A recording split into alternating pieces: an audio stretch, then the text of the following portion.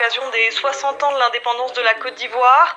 Il dit avoir reconsidéré sa position puisque en mars dernier, il avait annoncé qu'il ne se représenterait pas et qu'il voulait laisser la place à la jeune génération.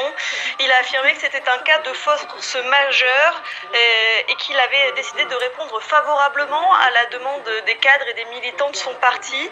Et cela suite à la mort d'Amadou Gon Coulibaly, l'ancien Premier ministre, il y a un mois.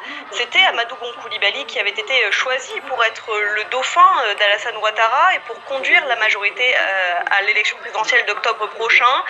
Son décès a bouleversé tous les plans. Comme l'a dit Alassane Ouattara, l'homme propose, Dieu dispose.